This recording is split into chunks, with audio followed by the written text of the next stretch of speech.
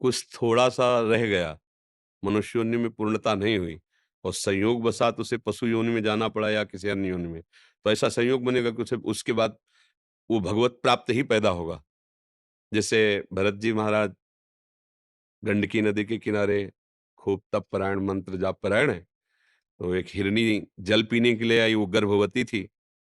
पीछे से सिंह की दहाड़ हुई, तो एकदम छलांग मारी, तो गर्भ योनि द्वार से स्रवित होकर गिर गया।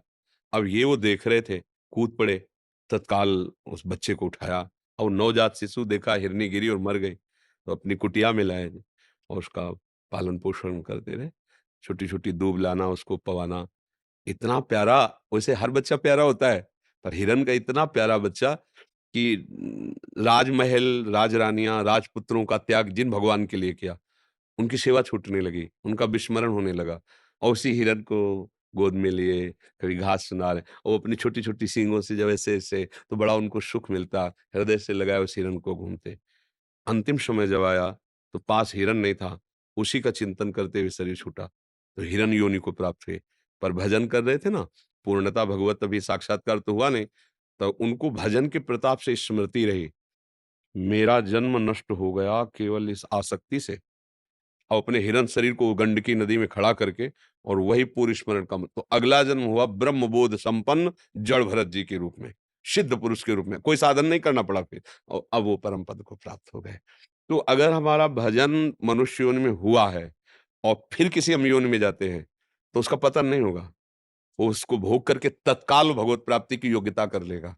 पर सीधे केवल पशु योनि में ऐसा कोई आचरण ही नहीं जिससे भगवत प्राप्ति हो जाए। अब जैसे पूर्व में भजन हुआ और उसको चूक हो गई, भगवत प्राप्ति नहीं हुई। अब वो किसी भक्त के घर का कुत्ता बन गया। भक्त के घर का कोई पक्षी कुछ भी ऐसा।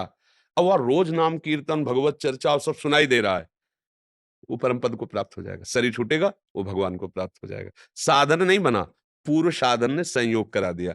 हितधाम में जब भगवत चर्चा करते थे कीर्तन, तो वहाँ कुत्ता था, ऐसे जैसे आप लोग बैठे हो, ऐसे बीच में आके बैठ जाता था। तो कुछ संतों ने कंठी भी बाँध दी थी, उसका नाम भी तो वो ऐसे बस ऐसे दिखता रहता। जैसे हम निकलते, तो ऐसे आगे के पैर झुका करके ऐसे ऐसे मुँह बगाड़ के मानो ऐसा राधा बोल रहा हो। ये वो पूर्व संयोग से ऐसा संयोग प्राप्त करता है, साधन तो उससे बन नहीं सकता, पर संयोग के प्रभाव से उसकी भगवत प्राप्ति हो जाती है। पशु योनि में स्वयं साधना करने का भाव नहीं रहता, योग्यता नहीं रहती, पर पूर्व संयोग से वो दुष्ट आदमी के घर का भी कुत्ता बन सकता है और भक्त के दरवाजे का भी कुत्ता बन सकता है। जैसे पशु कोई तोता पालते हैं, कोई पक्षी पालते हैं और वहाँ नाम कीर्तन हो रहा है, उसके कान में सुनाई दे रहा है, वो भगवान की जूठन पाता है, भक्तों के सानिध्य से भगवत चर्चा सुनने को मिलती है, वो सहज में भगवत प्राप्ति। पर पशु योनि में स्वयं कोई साधना करके भगवत प्राप्ति करे, ऐसा कोई विधान नहीं पाया गया। वो केवल मनुष्य योनि में ही है क्योंकि विवेक प्रदान है। मनुष्य योनि में की हुई साधना में चूक पड़ गई और वो जैसे इंद्रद्युम्न नाम के राजा थे, उनको भजन करने का भाव आया, तो राजपाट छोड़कर एकांत में भजन में लगे थे।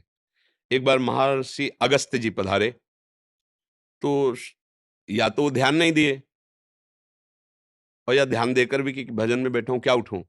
नहीं उठे और ये बड़े धर्म का शासन करने वाले महापुरुष, उन्होंने कहा कि एक तो राजपाट छोड़ कर के तुमने बिना किसी गुरु की आज्ञा के ये नाटक शुरू किया। पहले तुम्हें वैराग्य लेना चाहिए, किसी गुरु का आश्रय लेना चाहिए, फिर भी देख रहे हो कि ऋषि मंडली जा रही है, तुम खड़े होकर उनका स्वागत इतना तुम्हें हाथी की तरह तुम बैठे रहे, जाओ हाथी की योनि को प्राप्त हो। अब वही गजेंद्र के रूप में जब ग्राह ने पैर पकड़ा, वही गजेंद्र।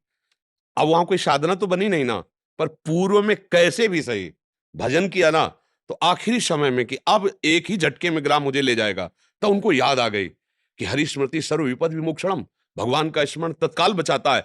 हरि, पूरा हरि नहीं निकल पाया था और भगवान आए ग्राह को सुदर्शन से और हाथ से पकड़कर गज को बाहर, हो गई भगवत प्राप्ति। कोई साधन नहीं बना, पूर्व का साधन काम कर गया। इसमें ये बात देखनी होती है। पशु शरीर से कोई साधना नहीं बनती, पर उसने अगर पूर्व में साधन किया है, तो उसको संयोग ऐसा मिल जाएगा कि बात बन जाएगी। जो गाने से, कहने से होता है, वही सुनने से, दोनों का फल एक ही होता है। कथन श्रवण का एक ही फल होता है। तो अब जैसे नामो जप तो नहीं सकता, लेकिन सुनाई तो दे रहा है, राधा राधा, और बैठा है, भले कुत्ते की योनि पे बैठा है, अब उसका पुण्य है। धाम का कुत्ता नाम सुन रहा है, अब इसको परम पद मिलेगा, अन्य योनि धारण करने की ज़रूरत नहीं पड़ेगी। समझ रहे ना? जी।